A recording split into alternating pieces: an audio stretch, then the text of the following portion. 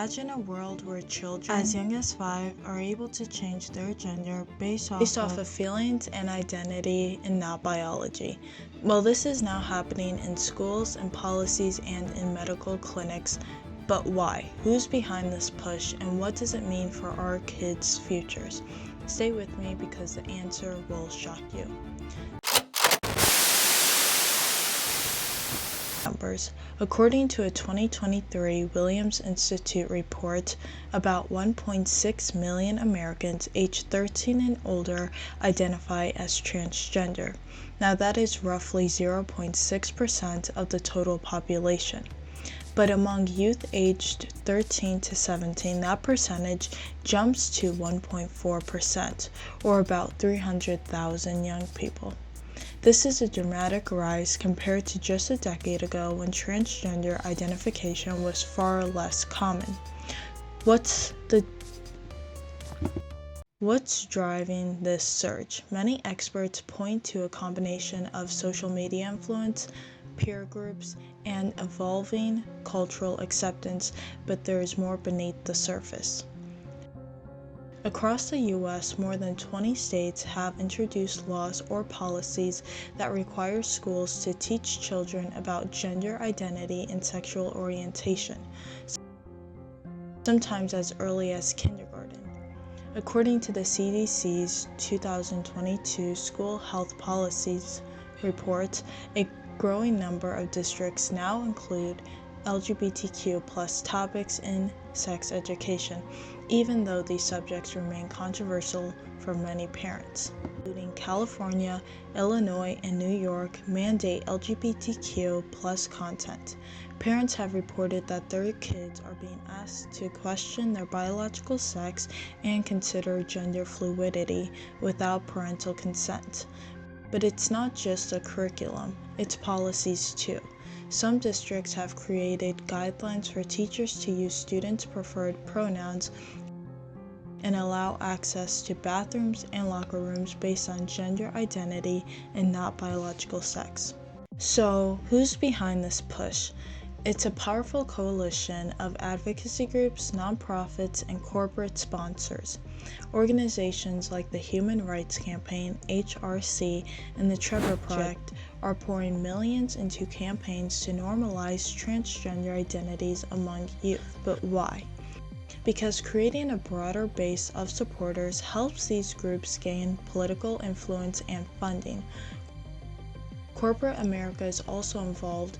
Giants like Disney, Nike, and major tech companies have publicly supported transgender rights, often aligning with these advocacy groups to reach younger audiences. Sponsoring pride events, updating diversity policies, and promoting trans-friendly content helps them appear progressive, boosting brand loyalty among younger consumers. Here's where it gets even more intense: the medicalization of transgender youth. Gender clinics have seen a sharp increase in patients. According to a 2022 report from the American Academy of Pediatrics, referrals for gender dysphoria have skyrocketed by over 1,000% in the last decade. Hormone blockers, puberty blockers, and even surgeries are being offered to minors, sometimes with minimal psychological evaluation. However, there is a growing pushback. Several states have banned or limited gender-affirming treatments for minors, citing concerns about long-term effects and informed consent. Even the FDA has paused approvals for some puberty blockers, and leading medical groups are reevaluating protocols. So why now? Why push transgender ideology on kids? Many believe that this is part of a broader cultural and political strategy. For advocacy groups, expanding transgender visibility increases their political leverage and secures government funding and protection. For corporations, it taps into new markets and aligns with powerful social justice narrative. For schools, it often is about inclusion, but critics argue that it's also about appeasing political pressure and ideological agendas, sometimes at the expense of parental rights. At the heart of this debate is a question of identity, freedom, and children's well-being. Is it right to introduce children to complex gender issues before they fully understand their own bodies? Are minors capable of making irreversible decisions that affects their health and futures? And what happens to parental rights when schools and governments take the lead on these issues? This isn't just a cultural fad, it's a profound transformation with real consequences for millions of kids and families. Whether you agree or not, this conversation needs to be honest, informed, and respectful. If you want to protect children, understand the forces at play, and see what's really behind this push. But what if you're watching this and you feel uneasy or even opposed to the way transgender ideology is being pushed on kids? What can you actually do about it? So first thing, do not stay silent. Get involved locally, school boards, and parent-teacher associations. I have to say that one super slow. Parent-teacher associations, PTAs, are the front lines where these policies and curricula are decided.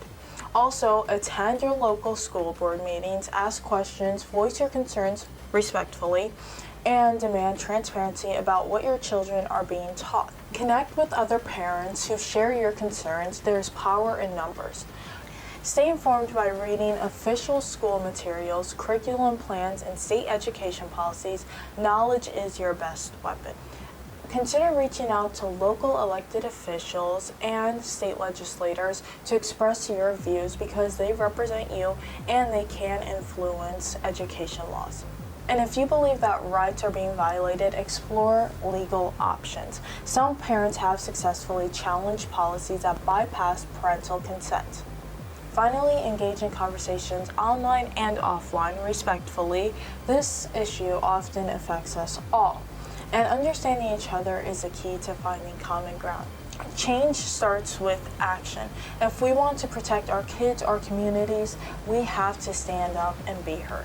Comment down below what you think of this. Are we protecting or harming children with the transgender ideology? Now, I will read your guys' comments down below and pin my favorite. Subscribe for more deep dives into the most urgent political and social issues today. Now, I do have a Spotify account, which will be in the link down below, and every single claim that I have made in this video will be in a link down below, so you guys can read it for yourselves and really stay educated and informed as to what's going on.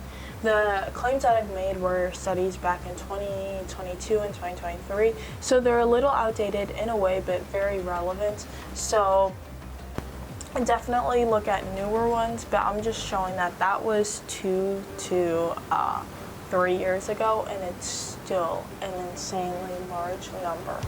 So yeah, most definitely do the research yourself and tell me what you guys think about this issue, because I know it's a very controversial, sensitive topic. So I will see you guys Tuesday and Saturday, and I appreciate you guys being here. Have a lovely day.